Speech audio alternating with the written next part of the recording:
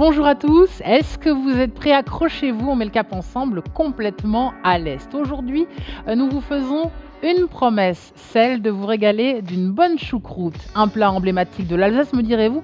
Et pourtant, c'est à Brienne, le château, que nous faisons d'abord escale pour y découvrir la fameuse choucroute de l'Aube. La fameuse choucroute de l'Aube, une affirmation qui a de quoi surprendre. Pourtant, le terroir est propice, sa richesse en limon donne un légume doux et peu acide, des vertus repérées par les choucroutiers alsaciens. Nous sommes en 1871, beaucoup sont chassés par l'annexion allemande et se réfugient à Belfort. Les choux étaient donc produits ici, autour de Brienne-le-Château, et ils étaient acheminés par train sur le territoire de Belfort. Ça a duré jusqu'en 1896, où là, un de ces choucroutiers, qui était donc installé sur le territoire de Belfort, est venu s'installer à Brienne-le-Château et a construit la première choucrouterie auboise. Et si François Laurent connaît si bien cette histoire, c'est parce qu'il est lui-même à la tête d'une choucrouterie, pas n'importe laquelle, la plus grosse de France, 6500 tonnes produites à l'année. Grande fierté du patron au bois, son label rouge qu'il est le seul à détenir dans le pays.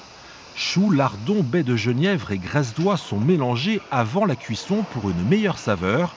Et il y a l'arme secrète. Nous sommes effectivement dans la région d'appellation Champagne. Et depuis 1960, nous intégrons dans certaines recettes du champagne. Le champagne modère un peu l'acidité de la choucroute et donne une finesse qu'on ne retrouve pas avec les autres alcools comme le vin ou le Riesling. Alors l'Alsace reste bien sûr le leader incontesté de la choucroute avec 70% de la production nationale. La traditionnelle choucroute accompagnée de charcuterie est celle qui se consomme le plus. Mais les chefs alsaciens s'amusent de plus en plus avec la tradition, exemple à Strasbourg. Et c'est parti pour un tour du monde des saveurs en moins d'1 minute.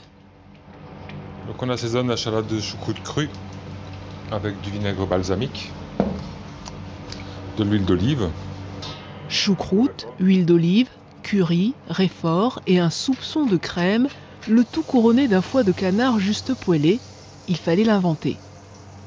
On essaye des petites choses, les assemblages, ça plaît pas, on recommence. Donc moi je fais ce plat-là, ça plaît à nos clients, parce qu'après il n'y a pas de mystère, c'est les clients qui donnent le feu vert ou qui ne le donnent pas.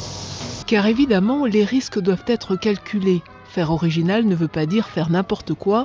Dans ce restaurant, la choucroute est servie avec du poulpe à la portugaise, quelques coquillages et même des maquis de saumon.